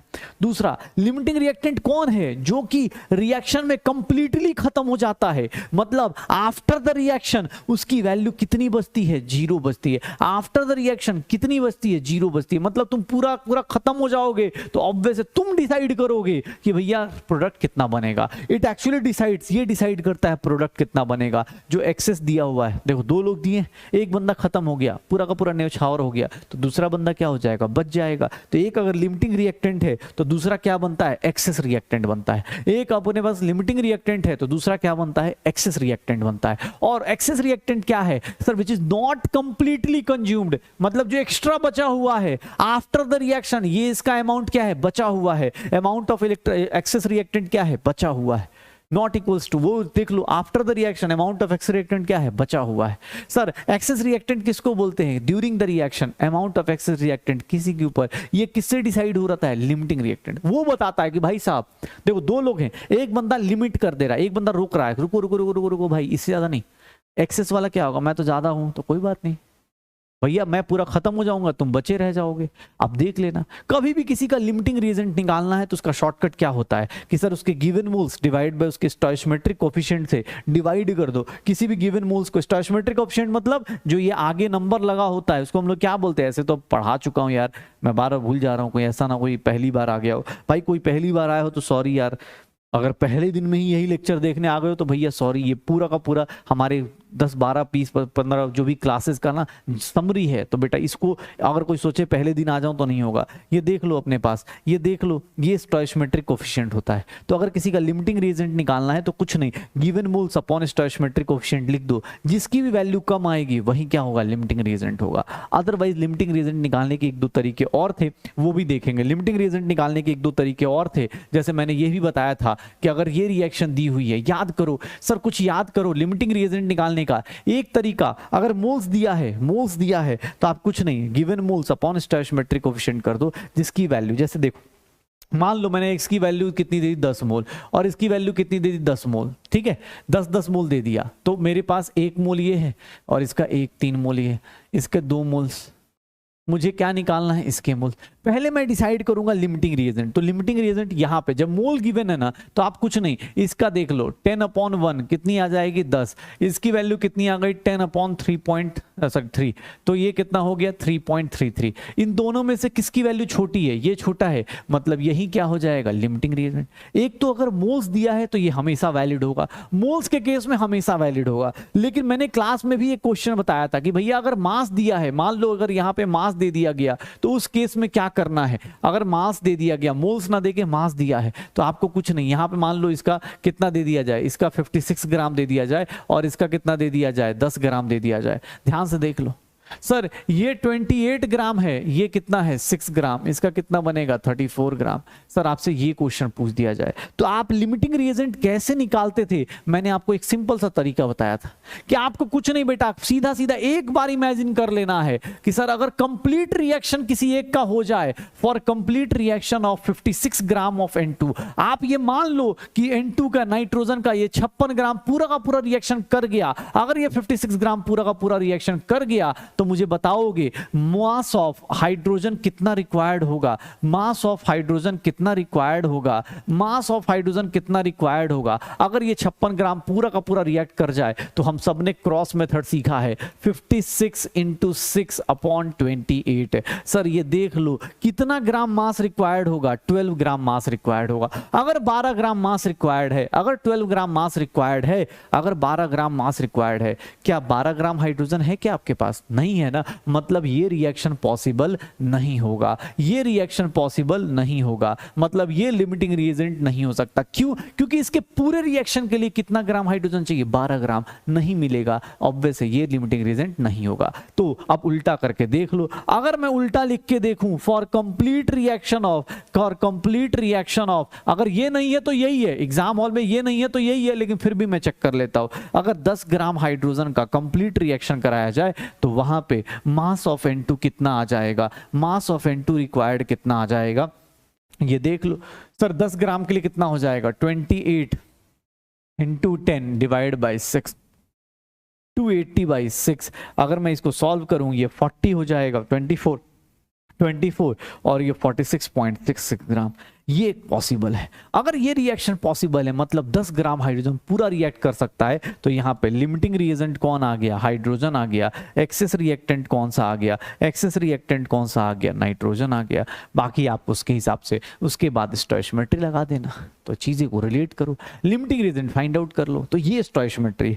इसके बाद इस चैप्टर में अब छोटी छोटी चीजें हैं, जैसे राउंडिंग ऑफ आती है एनसीईआरटी में, तो इसको मैंने बाद में लिखा है। रीजन इसका, राउंडिंग ऑफ में कुछ नहीं, जिस डिजिट को आप रिमूव करने जा रहे हो उसको देख लो। अगर वो ग्रेटर देन 5 है तो बगल वाले प्रीसीडिंग, मतलब उससे पहले वाले नंबर में क्या ऐड कर देना, 1 ऐड कर देना। उससे पहले वाले नंबर में क्या ऐड कर देना, 1 ऐड कर देना। अगर उससे लेस देन है, अगर लेस देन 5 है तो कोई चेंज मत करना। अगर इक्वल टू 5 हो गया तो आपको ये देखना है कि पहले वाले डिजिट कौन सा है, ऑड है या इवन है। अगर ऑड हुआ तो +1 ऐड करो, इवन है तो कोई चेंज मत कर देना। Rounding off is nothing. आपको बार बार कैलकुलेशन करने के लिए अप्रोक्सीमेट्स, इसको बार बार ये ना लिख के कितना कर दो, ये 700 कर दो। 699 को आप कितना लिख दो, 700 कर दो, आंसर आना शुरू हो जाएगा। 699 को क्या कर दो, 700 कर दो, आंसर आना शुरू हो जाएगा। पक्का। तो ये राउंडिंग ऑफ है। सर सिग्निफिकेंट डिजिट्स क्या है, मीनिंगफुल डिजिट्स, इनके कुछ रूल्स होते हैं। इनके रूल्स क्या बोलते हैं, इनके रूल्स क्या बोल रहे हैं कि all non zero digits, zero से लेकर मतलब 1 2 3 4 5 6 7 8 9, ये सारे के सारे क्या होते हैं, सिग्निफिकेंट होते हैं। इनको नेग्लेक्ट नहीं कर सकते। किसको नेग्लेक्ट कर सकते हो, तो सर जो जीरो बीच में है उसको भी नेग्लेक्ट नहीं कर सकते, जो जीरो बीच में है उसको भी नेग्लेक्ट नहीं कर सकते। फिर अगला क्या रूल आता है कि सर जो जीरो लेफ्ट लेफ्ट से पहले मतलब पहला नॉन जीरो डिजिट से पहले जितने भी जीरोज हैं वो सारे के सारे क्या है, नॉन सिग्निफिकेंट। सर लेफ्ट से पहले जितने भी पहला, जैसे यहाँ पे ऐसा दिया है 0.00123, तो सर ये वाले सारे के सारे क्या है, नॉन सिग्निफिकेंट। किसने बोला सर राइट के बाद वाले सारे के सारे सिग्निफिकेंट हैं। और अगर आप काउंटिंग कहीं कर रहे हो तो उसके अंदर infinite number of significant figure आते हैं। कहीं भी counting of number of objects कर रहे हो तो उसके अंदर infinite number of significant figure आते हैं। पक्का। सिग्निफिकेंट फिगर्स का एडिशन और सब्ट्रैक्शन में एक ही चीज का ध्यान रखा जाता है कि जब भी आप एडिशन या सब्ट्रैक्शन करते हैं तो आंसर क्या रखना है आपको, लीस्ट डेसिमल प्लेस में। आंसर किस में रखना है, लीस्ट डेसिमल प्लेस में। लीस्ट डेसिमल प्लेस में आंसर कन्वर्ट कीजिएगा कि answer should be in least decimal place of the given number. अगर 2-3 लोग दिए गए तो आंसर हमेशा लीस्ट डेसिमल प्लेस का ध्यान रखना है एडिशन और सब्ट्रैक्शन में। लेकिन अगर मल्टीप्लीकेशन और डिवीजन करना है तो यहाँ पे लीस्ट सिग्निफिकेंट फिगर्स का ध्यान रखना होता है, यहाँ पे लीस्ट सिग्निफिकेंट फिगर्स का ध्यान रखना होता है। तो ये सिग्निफिकेंट फिगर्स की कहानी है, मीनिंगफुल डिजिट्स की कहानी है। फिर अगर बात करते हैं साइंटिफिक नोटेशन की, तो साइंटिफिक नोटेशन मतलब किसी भी नंबर को इस तरह से लिख देना, इस तरह से लिख देना। और ये ध्यान रखिएगा कभी भी ऐसा दिया हुआ है अगर 10 की पावर -4, अगर मैंने इसको 10 की पावर -5 किया, पावर डिक्रीज करूंगा, ये डेसिमल कहां चला जाएगा, यहां चला जाएगा। अगर मैं इसी की वैल्यू यहां देख लो, अगर मैं इसी को ऐसे लिख देता सर 10 की पावर -3 में लिख देता, पावर इंक्रीज करता तो इसकी वैल्यू क्या कर देता, डिक्रीज कर देता। यही चीजें यहां पे लिखी हुई हैं। आपको जब भी आपको साइंटिफिक नोटेशन में बोला जाएगा पावर अगर डिक्रीज होगा तो सामने वाला वैल्यू क्या हो जाएगा, इंक्रीज होगा। तो ये छोटी छोटी कहानी देख लेना। एसआई यूनिट्स में बात करें तो एसआई यूनिट्स में क्या है सर, मास का क्या होगा, केजी होगा, लेंथ का क्या होता है, मीटर, करंट का क्या होता है, एम्पीयर, टाइम का क्या होता है, सेकंड, अमाउंट ऑफ सब्सटेंस का मोल, यूनिट ल्यूमिनस इंटेंसिटी का क्या होगा, कैंडेला, टेम्परेचर का क्या होता है, केल्विन, टेम्परेचर का क्या होता है, केल्विन। कुछ छोटी छोटी चीजें हैं, degree Celsius, degree Fahrenheit, degree kelvin, इनके बीच का आपस का रिलेशन देख लो कि हाँ भाई ये आपस में क्या रिलेट कर रहे हैं। वॉल्यूम मीटर क्यूब में, एसआई यूनिट क्या है, मीटर क्यूब है। 1 लीटर को क्या लिखेंगे, 1000 सेंटीमीटर क्यूब, 1 डेसीमीटर क्यूब। ये छोटे छोटे कन्वर्जन्स है जिनका आपको ध्यान रखना है। डेंसिटी क्या होती है, mass upon volume. SI unit क्या होता है, केजी पर मीटर क्यूब। इसको आपस में कैसे कन्वर्ट करते हैं ये ध्यान रखिएगा। ये सब चीजें फिर से आपको स्टेट्स ऑफ मैटर में मिलती हैं, फिर से आपको स्टेट्स ऑफ मैटर में मिलती हैं, ये ध्यान रखना, क्योंकि यही सब चीजें फिर से एक बार बेटा दुनिया गोल है इस बात का प्रूफ दिखा रही होती है। ये सब दुनिया गोल है ना, इस बात का प्रूफ होता है कि भाई जो चीजें आपने पढ़ी हैं वो फिर से घूम के आपके पास आती हैं, वो फिर से घूम के आपके पास आती हैं। देख लो, अब प्रीफिक्सेस हैं, कहीं भी कोई वर्ड यूज कर रहा है, deca, hecto, kilo, mega, giga, tera, peta, इन सब की वैल्यूज पता होनी चाहिए। Deci, centi, milli, micro, nano, pico, femto, fermi, जो भी अपने पास, तो ये ध्यान रखना अपने पास फेम्टो क्या होता है। तो ये प्रीफिक्सेस हैं जिनको आपको कहीं भी लगाया जाए। ऐसा ही एक प्रीफिक्स कौन सा था, मोल्स का था। मोल भी एक क्या है, 1 mole is nothing, a prefix है जो वैल्यूज क्या करता है, फ्लक्चुएट कराता है। ओके, ये वैल्यूज क्या करता है, फ्लक्चुएट करा देता है। अब मुझसे कोई पूछे तो मैं आता हूं कॉन्सेंट्रेशन टर्म्स पे। कॉन्सेंट्रेशन टर्म्स में रिवाइज करना शुरू करूं तो कॉन्सेंट्रेशन टर्म्स में पहले 4 कॉन्सेंट्रेशन टर्म्स हमने पहले ही कर लिए। Mass by mass, volume by volume, mass by volume, volume by mass, already हमने एक्सप्लेन कर लिया है। कहां पर हमने ऑलरेडी कहां पढ़ लिया है, हमने पढ़ लिया है कॉन्सेंट्रेशन टर्म्स के शुरुआत में जब परसेंटेज कंपोजिशन देख रहे थे। अब हम लोग क्या करने वाले हैं, अब हम लोगों के पास ए और बी हैं, उनका मास दिया है या वॉल्यूम दिया है, तो हम उसका मास फ्रैक्शन पढ़ना चाहें। मास फ्रैक्शन या वॉल्यूम फ्रैक्शन बहुत डिफिकल्ट कॉन्सेप्ट था जिसका हमने क्लास में बहुत मजाक उड़ाया था। कभी भी किसी का फ्रैक्शन बोला जाए तो कुछ नहीं, अपना mass divide by total mass. Volume fraction मतलब अपना volume divide by total volume. ये सारे के सारे यूनिटलेस होते हैं, divide by this, divide by this. Sum करोगे इन सब का तो क्या हो जाएगा, 1 आ जाएगा। ऐड करके देखोगे हमेशा क्या आएगा, चाहे वो मास फ्रैक्शन हो, चाहे वॉल्यूम फ्रैक्शन हो, और चाहे आगे जाके मोल फ्रैक्शन हो। मोल फ्रैक्शन का भी सम करोगे क्या आएगा, सम इक्वल टू 1 आएगा। अगर 2 लोगों का मोल्स निकालना है, मोल फ्रैक्शन ऑफ ए बोला जाए, इसको हम लोग एक्स से काई प्रोनाउंस करते हैं, एक्स की तरह लिखते हैं और काई की तरह प्रोनाउंस करते हैं। काई ऑफ ए निकालना है तो कुछ नहीं, अपने moles divide by total moles. Chi of B निकालना है, अपने moles divide by total moles. इन दोनों के मोल्स का रेशियो नंबर ऑफ मोल्स के रेशियो की equal. Chi A plus chi B किसके इक्वल हो जाएगा, 1 के equal. Strength of solution. Sir mole fraction, mass fraction, volume fraction, ये 3 फ्रैक्शन का ध्यान रखना, ये 3 फ्रैक्शन का ध्यान रखना। और अब यहां से कहानी शुरू करते हैं सर सॉल्यूशन की। सॉल्यूशन मतलब 2 टाइप के लोग होंगे सॉल्यूशन में, एक होता है सॉल्यूट और एक होता है सॉल्वेंट। सॉल्यूट कौन सा होता है, जो लेस क्वांटिटी में होता है। सॉल्वेंट कौन सा होता है, जो मेजर क्वांटिटी में होता है, बड़ी क्वांटिटी में होता है। तो स्ट्रेंथ ऑफ सॉल्यूशन क्या है, यूनिट दिया हुआ है ग्राम पर लीटर। यूनिट दिया हुआ है ग्राम पर लीटर। क्या होता है sir, mass of solute divide by volume of solution. Mass of solute divide by volume of solution, क्या हो रहा होता है कि sir mass of solute divide by volume, कितना 1 लीटर सॉल्यूशन में कितना मास ऑफ सॉल्यूट प्रेजेंट है, इसी को क्या बोल देते हैं, स्ट्रेंथ ऑफ सॉल्यूशन। सीधा सीधा फॉर्मूला बेस्ड क्वेश्चन आएगा, मल्टीप्लाई करते रहो। सर स्ट्रेंथ ऑफ सॉल्यूशन का यूनिट क्या होगा, ग्राम पर लीटर। कितने, मतलब अगर कहीं मैं बोल रहा हूं 10 ग्राम पर लीटर, मतलब क्या है कि सर 1 लीटर सॉल्यूशन में कितना ग्राम होगा, 10 ग्राम होगा, तो स्ट्रेंथ ऑफ सॉल्यूशन ऐसा हो जाता है। फिर अगर मैं तुमसे बोलूं, अगर मुझसे बोला जाए कि सर मोलारिटी बताओ, मोलारिटी क्या होती है, तो कुछ नहीं, मोलारिटी भी स्ट्रेंथ ऑफ सॉल्यूशन का थोड़ा बड़ा भाई है। वहां पे आप अभी थोड़ी देर पहले मास ऑफ सॉल्यूशन की बात कर रहे थे, mass of solid divide by volume की बात कर रहे थे, अब यहाँ कुछ नहीं, number of moles of solid divide by volume की बात करोगे। इसका यूनिट क्या होता है, मोल्स पर लीटर, या फिर इसी को मोलर बोल देते हैं, या फिर कैपिटल एम से रिप्रेजेंट करते हैं, या फिर कैपिटल एम से रिप्रेजेंट करते हैं। Number of moles divide by volume, number of moles divide by volume, number of moles divide by volume, ये नंबर ऑफ मोल्स निकालने का एक तरीका हुआ। वॉल्यूम अगर लीटर में ना दे एमएल में दिया हो तो इसको इसमें कन्वर्ट कर लिया करो। फॉर्मूला आपके पास है बेटा, ये फॉर्मूला शीट आपके लिए दी गई है, प्लीज ट्राई करना इस फॉर्मूला शीट को सही से यूटिलाइज करने की। नंबर ऑफ मोल्स सॉल्यूट का निकालना है, इसका मोल्स निकालना है, तो क्या करोगे, मोलारिटी इनटू वॉल्यूम कर दोगे। लेकिन अगर गलती से वॉल्यूम एमएल में ले लिया तो मोल्स ना निकल के क्या निकल जाएंगे, मिली मोल्स निकल जाएंगे। मोल्स ना आके क्या आ जाएंगे, मिली मोल्स आ जाएंगे। नंबर ऑफ मोल्स ना आके क्या आ जाएंगे, मिली मोल्स आ जाएंगे। तो मोलारिटी ऐसे करना है। सर किसने बोल दिया कि अगर किसी सॉल्यूशन को डाइल्यूट करें या कॉन्सेंट्रेट करें तो क्या होने वाला है, अगर किसी सॉल्यूशन को डाइल्यूट करें या कॉन्सेंट्रेट करें तो क्या होने वाला है, तो sir number of moles, dilution करो चाहे कॉन्सेंट्रेशन करो, number of moles of solute क्या रहने वाला है, कांस्टेंट। इसमें डाइल्यूशन या कॉन्सेंट्रेशन का मतलब क्या होता है, एडिशन ऑफ सॉल्वेंट या रिमूवल ऑफ सॉल्वेंट। एडिशन हो और चाहे रिमूवल हो, एडिशन हो चाहे क्या कर देते हैं, इसको हम लोग बोल देते हैं कि रिमूवल ऑफ सॉल्वेंट हो रहा है। एडिशन हो चाहे रिमूवल ऑफ सॉल्वेंट हो, दोनों केस में।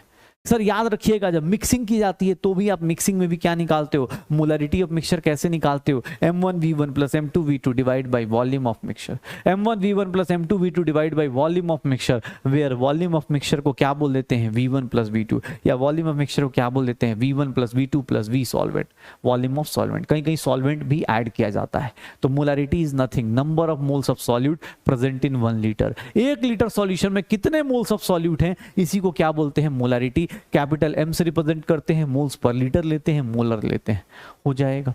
अब देखना मेरे पास molarity into molar mass of solute अगर मल्टीप्लाई करते हो तो क्या आ जाता है, स्ट्रेंथ। मोलारिटी के कुछ फॉर्मूलाज हैं जो आपको बार बार यूज करने को मिलेंगे, जो आपको शॉर्टकट के फॉर्म में आपको दिए गए। Molarity into molar mass of solute करोगे क्या आएगा, स्ट्रेंथ आ जाएगा। या फिर हम बोलें कि मोलारिटी को और किस तरीके से निकालना है, तो मोलारिटी निकालने का एक तरीका ये भी है कि sir molarity is nothing 10 into percentage of mass, percentage by mass of solute, into क्या हो जाएगा, density divide by molar mass of solute. 10 times x into D divide by molar mass of solute, निकाल दो। Sir molarity को ऐसे भी निकाल सकते हैं, ऐसे भी निकाल सकते हैं, या फिर ये तो तरीके थे ही थे। तो मोलारिटी एक थोड़ा बड़ा टर्म है और ये टेम्परेचर डिपेंडेंट होता है। क्यों, क्योंकि टेम्परेचर पे क्यों डिपेंड करता है, बिकॉज टेम्परेचर बढ़ाओगे वॉल्यूम चेंज कर जाता है। तो डॉक्टर्स को बहुत दिक्कत आई तो उन्होंने एक नया टर्म निकाल दिया, क्या, उसको क्या बोल देते हैं, मोलालिटी बोल देते हैं। मोलालिटी क्या होती है, number of moles of solute divide by क्या हो जाएगा, mass of solvent. Sir number of moles of solute divide by mass of solvent लेते हैं, ये मोल्स में है तो ये केजी में है, इसलिए इसका यूनिट क्या हो गया, मोल्स पर केजी। नाम प्रोनाउंसिएशन बेटा कभी कभी अगर सही से नहीं प्रोनाउंस करोगे, दोनों इक्वली साउंड करते हैं लेकिन दोनों में बहुत बड़ा डिफरेंस है। ये मोलालिटी है, मोलालिटी LITY, लेट गया है, ये बोल रहा है लेट जाऊंगा भैया, सॉल्यूट अपॉन सॉल्वेंट कर दूंगा। वो क्या है, सॉल्यूट अपॉन सॉल्यूशन है, वो सॉल्यूट अपॉन सॉल्यूशन था, ये बोल रहा है सॉल्यूट अपॉन सॉल्वेंट होगा। ये इसका फॉर्मूला ये आ जाएगा। नंबर ऑफ मोल्स निकालने का तरीका ये, अगर मास केजी में ना दोगे ग्राम में दोगे तो क्या आ जाएगा, 1000। मोलालिटी को चाहोगे तो मोलालिटी आप ऐसे भी निकाल सकते हो, मोल फ्रैक्शन से भी रिलेट कर सकते हो मोलालिटी को। Mole fraction of solute into mole fraction of solvent into 1000 upon molar mass of solvent, directly आप निकाल सकते हो। या फिर आप ये फॉर्मूले से भी निकाल सकते हो, मोलालिटी क्या होगी, 1000 times molarity divide by 1000 times density minus molarity into molar mass. इसी को आप शॉर्टकट में लिखे तो ऐसे भी लिख सकते हैं। 2 क्या होता है, सॉल्यूट होता है, 1 क्या होता है, सॉल्वेंट, क्योंकि सॉल्वेंट के अंदर हम क्या डालते हैं, सॉल्यूट डालते हैं, सॉल्वेंट के अंदर हम लोग क्या डालते हैं, सॉल्यूट डालते हैं, ठीक है ना। तो सॉल्वेंट 1 से रिप्रेजेंट करते हैं, 2 किससे रिप्रेजेंट करते हैं, सॉल्यूट से, ठीक है ना। तो मोलारिटी हो गया, मोलालिटी हो गया, ये छोटी छोटी चीजें हो गई। ये टेम्परेचर डिपेंडेंट टर्म्स का मतलब क्या हो गया, जहां वॉल्यूम का यूज करते हैं वो टेम्परेचर डिपेंडेंट हो जाती हैं। कैसे, मोलारिटी देख लो ना, उसमें वॉल्यूम यूज होता है, टेम्परेचर बढ़ाओगे वॉल्यूम चेंज करेगा, मोलारिटी स्ट्रेंथ ये सब क्या होती है, टेम्परेचर डिपेंडेंट। टेम्परेचर इंडिपेंडेंट मतलब कुछ नहीं, मोलालिटी को बोलते हैं या मोल फ्रैक्शन को, जिनको टेम्परेचर से कोई फर्क नहीं पड़ता है। एक टर्म आता है फॉर्मेलिटी, फॉर्मेलिटी इज नथिंग, बस इसकी फॉर्मेलिटी पूरी कर दो, मोलारिटी फॉर आयनिक सॉलिड्स। ये क्या होता है, molarity for ionic solids, molarity for ionic solids कहलाता है, मोलारिटी फॉर आयनिक सॉलिड्स कहलाता है। आयनिक सॉलिड्स के केस में जो मोलारिटी होती है उसी को क्या बोल देते हैं, फॉर्मेलिटी बोल देते हैं, ठीक है ना बेटा।